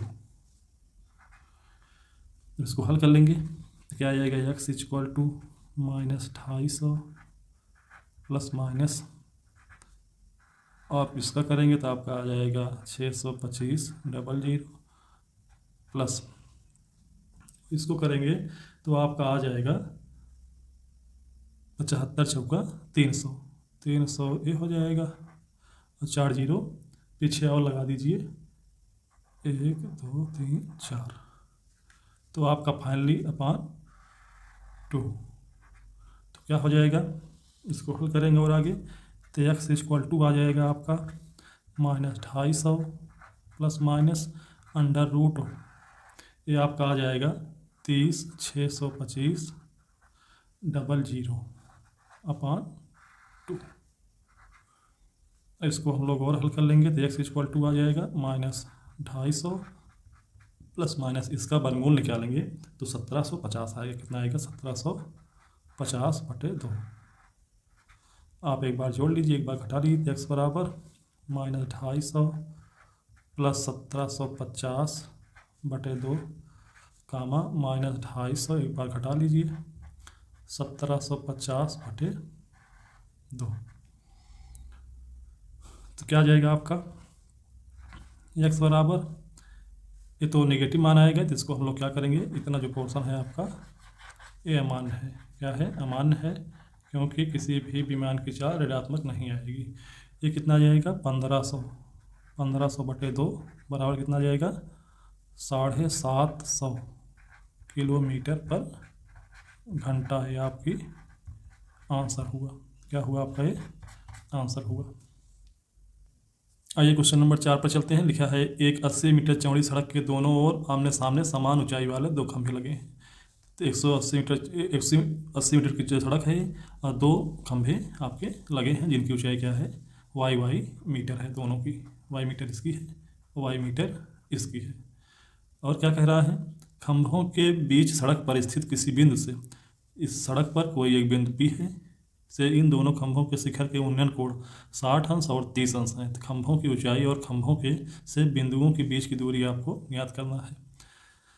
तो क्या करेंगे, हम लोग लिखेंगे समकोण त्रिभुज, समकोण त्रिभुज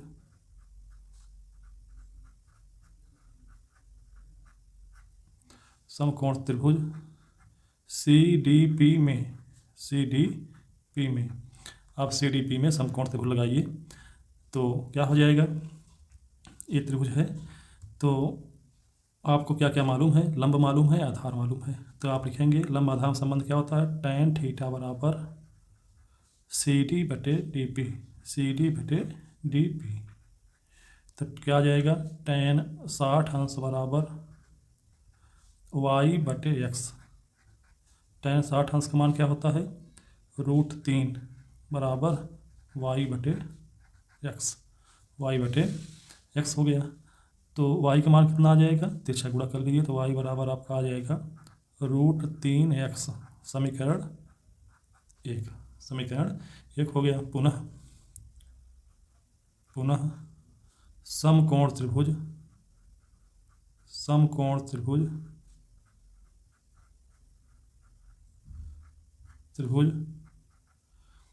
ABP में, इस वाले त्रिभुज में चले आइए, इस वाले में ABP में, इसमें भी आपका क्या मालूम है, लंब मालूम है, आधार मालूम है।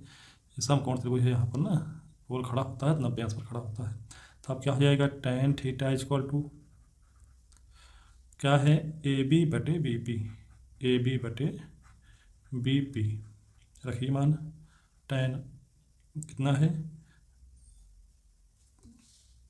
30 अंश है, कितना है tan 30 अंश इक्वल टू ए बी का मान कितना है वाई, बी पी का मान कितना है 80 माइनस एक्स। तो क्या हो जाएगा, इसका मान आएगा 1/√3 equal to Y upon 80 minus X, 80 minus X. तिरछा गुणा कर लीजिए आप, तिरछा गुणा करेंगे तो आपका आ जाएगा 80 minus X equal to √3 Y, √3 Y. इसको आप क्या मान लीजिए, समीकरण 2। इसी को हल कर लेंगे तो क्या लिखेंगे, समीकरण 2 में, समीकरण 2 में y बराबर √3x रखने पर क्या हो जाएगा, तो 80 माइनस एक्स इक्वल टू √3 गुणे √3x। तो क्या हो जाएगा, 80 minus X equal to 3x, क्या हो जाएगा 3x। तो आप क्या करेंगे, इसको उधर ट्रांसफर कर दीजिए, तो 80 बराबर 3x प्लस एक्स, क्या हो गया 4x हो गया, ये 4x equal to 80, 4x equal to 80। तो x बराबर कितना आया, x बराबर 20 आ गया, x का मान कितना आ गया 20। x का मान आ गया तो उठा करके आप क्या करेंगे, समीकरण 1 में रख देंगे। तो लिखिए समीकरण 1 में, यहाँ लिख देते हैं, समीकरण 1 में x बराबर 20 रखने पर तो y इक्वल टू कितना है, √3x है, x का मान 20 रखिए तो y बराबर कितना आ जाएगा 20 कड़ी में 3, आपका कितना आ गया 20 कड़ी में 3। तो अब आप आंसर बता सकते हैं। तो y क्या है, खंभे की लंबाई है, तो खंभे की लंबाई कितना हो गई, आप आंसर लिखेंगे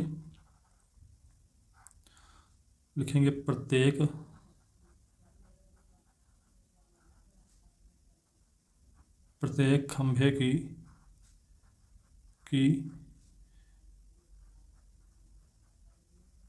लंबाई बराबर y का मान कितना है 20 कड़ी में 3 मीटर। प्रत्येक खंभे की लंबाई कितना है 20 कड़ी में 3 मीटर हो गया। और पूछा है प्रत्येक खंभे से उस बिंदु की दूरी, तो आप लिखेंगे ए बी खंभे से बिंदु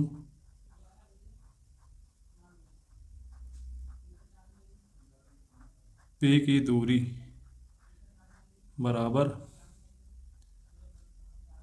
80 माइनस एक्स, तो 80 माइनस 20 बराबर 60। और क्या लिखेंगे, सी डी खंभे की, लिखिए सी डी खंभे से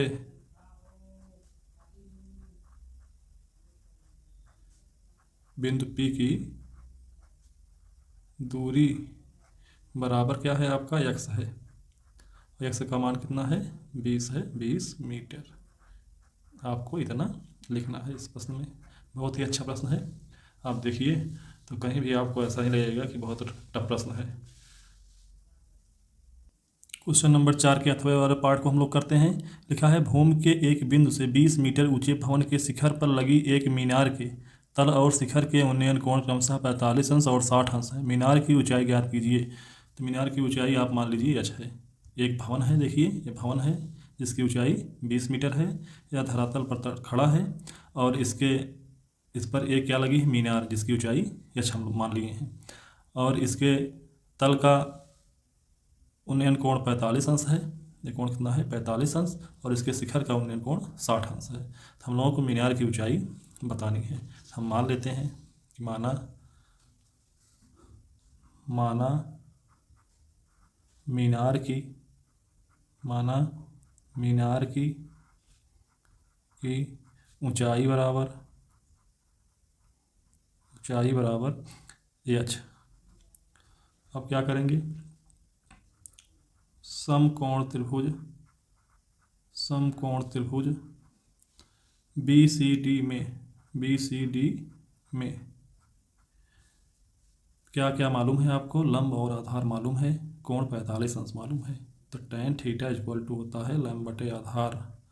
तो tan theta equal to BC/CD क्या हो जाएगा, tan 45 अंश इक्वल टू BC का मान 20 है, 20/x। tan 45 अंश का मान कितना हुआ, 1 बराबर 20/x। तो x का मान क्या हो जाएगा, x बराबर आपका आया 20 मीटर। 20 मीटर आपका x का मान आ गया। इसको हम लोग समीकरण 1 नाम दे देते हैं। और आगे हल करेंगे, समकोण त्रिभुज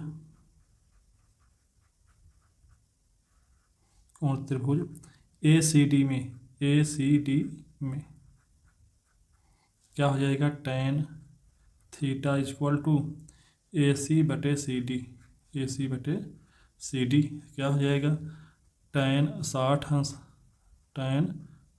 अंश बराबर AC का मान कितना है, h + 20/CD का मान कितना है, x का मान अभी हम लोग रख देते हैं। कितना हो जाएगा, tan 60 अंश का मान √3 होता है बटे h + 20/20। आप यहाँ पर लिखेंगे समीकरण 1 से x बराबर 20 रखने पर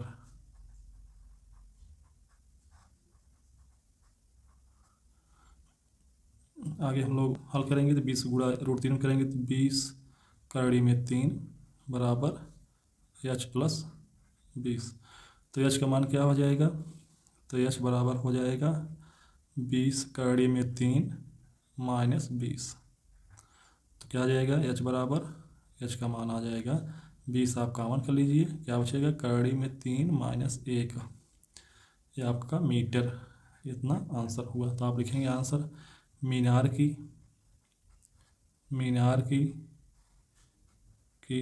अभीष्ट ऊंचाई बराबर 20 कड़ी में 3 - 1 मीटर। अगले क्वेश्चन पर चलते हैं। क्वेश्चन नंबर 5 पर लिखा है, लकड़ी के एक ठोस बेलन के प्रत्येक सिरे पर एक अर्धगोला खोदकर निकालते हुए चित्रानुसार एक खिलौना बनाया गया है। ऐसे खिलौना बनाया गया। यहाँ से जो लकड़ी से हम लोग कोई रहता है उसको हम अंदर से कुरेद करके एक अर्धगोला इधर काटे हैं, एक अर्धगोला इधर काट लिए हैं, मतलब लकड़ी निकाल लिए हैं। यदि बेलन की ऊंचाई 10 सेंटीमीटर है, आधार की त्रिज्या 3.5 सेंटीमीटर है, तो इस खिलौने का संपूर्ण पृष्ठीय क्षेत्रफल ज्ञात कीजिए। तो संपूर्ण पृष्ठीय क्षेत्रफल जहाँ पर हम खोद के निकाले हैं वो भी काउंट होगा। तो अर्धगोले के आकार का है तो अर्धगोले का वक्र पृष्ठ, नीचे वाला भी अर्धगोला है इसका भी वक्र पृष्ठ, और बेलन का वक्र पृष्ठ। तो आप लिखेंगे, दिया है इसको जरूर लिख लीजिए, चित्र बना लीजिएगा, और दिया है जो लिखिएगा उसको जरूर लिखिए, क्योंकि 6 नंबर का प्रश्न है तो ये सब काम हम लोग को करना चाहिए। दिया है त्रिज्या का मान दिया है, त्रिज्या r बराबर 3.5 सेंटीमीटर। बेलन की ऊंचाई दिया है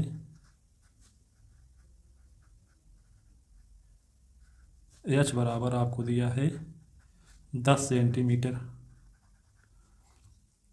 जो त्रिज्या है बेलन की वही त्रिज्या क्या है, अर्धगोले की भी है। तो हम लोग सेम त्रिज्या का प्रयोग अर्धगोले में भी करेंगे और बेलन में भी करेंगे। तो आप लिखिए, अतः खिलौने का संपूर्ण पृष्ठीय क्षेत्रफल बराबर, अतः खिलौने का संपूर्ण पृष्ठीय क्षेत्रफल बराबर बेलन का वक्र पृष्ठ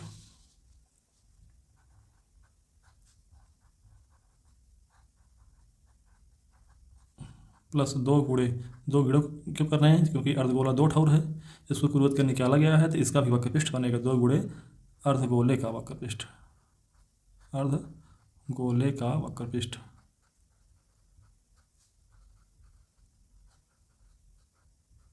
निकाल लीजिए, बेलन का वक्र पृष्ठ होता है 2πr/h प्लस 2 गुणे अर्धगोले का वक्र पृष्ठ होता है 2πr²। अब हम लोग क्या करेंगे,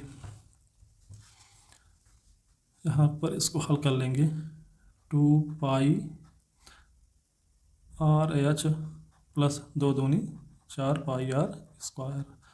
हम लोग जो इसमें से कॉमन हो रहा है उसको कॉमन कर लेंगे, तो 2πr कॉमन हो रहा है, इसमें से h बचेगा, इसमें से 2r बचेगा, h प्लस 2r।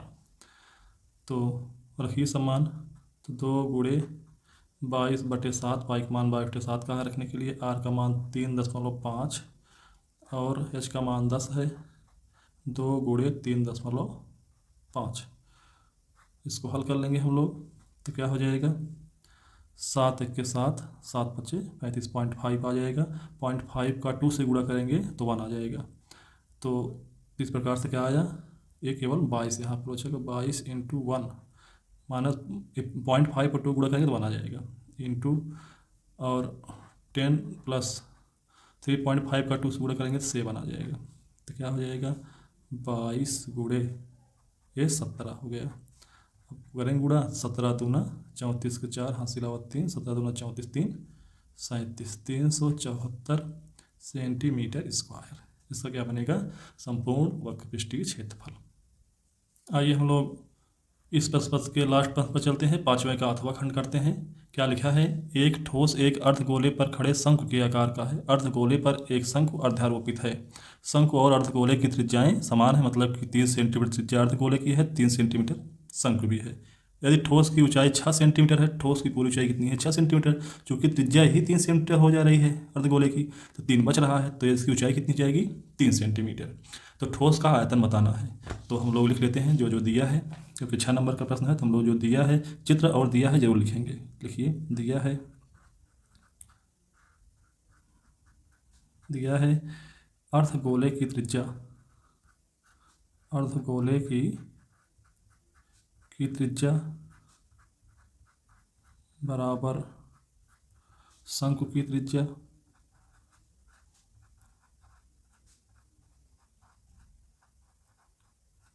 बराबर 3 सेंटीमीटर, और शंकु की ऊंचाई कितनी है, h 3 सेंटीमीटर। तो ठोस का कुल आयतन बताना है, अतः ठोस का कुल आयतन बराबर हो जाएगा शंकु का आयतन प्लस अर्धगोले का आयतन,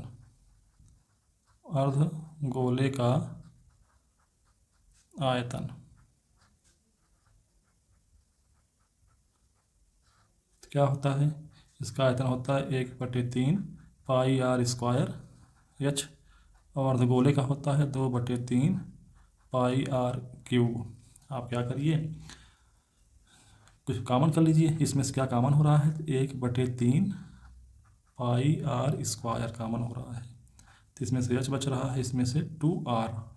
तो आप मारा दीजिए 1/3 गुणे पाई का मान आप 22/7 रखिए, और r का मान क्या हो जाएगा, 3 है, 3 गुणे 3 और गुणे ब्रैकेट में h का मान कितना है, 3 प्लस 2 गुणे 3, तो क्या हो जाएगा आपका, ये आपका आ जाएगा 3 से 3 एक कैंसिल हो गया, 22/7 गुणे 3 गुणे 3 दूनी 6, अच्छा 3 9, क्या आ गया आपका, पूरा कर लीजिए, 22 गुणे 9 तिरिक 27 बटे 7 कितना हो जाएगा? 27 से गुणा करिए 22, 27 दूना 54 के 4, हासिल आओ 5, 27 दूना 54, 5, 59/7। तो क्या आ जाएगा आपका आंसर? 7 8 56, 3 बचा, 34 हो गया, 7 चौक 28 दशमलव 7 8 56, 7 5 35, 84.85 सेंटीमीटर क्यूब आयतन आएगा। ये आपका क्या हुआ? आंसर हुआ। आपका संपूर्ण पेपर हल हुआ। हम आपके लिए बहुत मेहनत किए हैं और आप लोग तन्मयता से पढ़े हैं, तो आप हमारे चैनल को लाइक करिए, शेयर करिए, सब्सक्राइब करिए, शेयर जरूर करिए अन्य बच्चों के साथ, क्योंकि आप तो पूरा प्रश्न पत्र पढ़ लिए, पूरा प्रश्न पत्र का सलूशन देख लिए, और भी बच्चे आपके साथी जो हैं इस सलूशन को देखें तो उनको भी आप लोग फॉरवर्ड करिए, शेयर करिए। हाँ, अगर वीडियो की क्वालिटी थोड़ा आपको कम दिख रही है तो आप वीडियो की क्वालिटी थोड़ा बढ़ा लेंगे तो आपको जो भी चीज़ लिखा गया है सुंदर एवं स्पष्ट लेख में लिखा गया है, आप इसको अच्छी तरीके से पढ़ सकते हैं, लिख सकते हैं, नोट्स बना सकते हैं एवं निरंतर अभ्यास आप कर सकते हैं। तो आप शेयर करना मत भूलिएगा, सब्सक्राइब करना भी मत भूलिएगा। मिलते हैं आपको नेक्स्ट वीडियो में, तब तक के लिए धन्यवाद। जय हिंद, राम राम जी।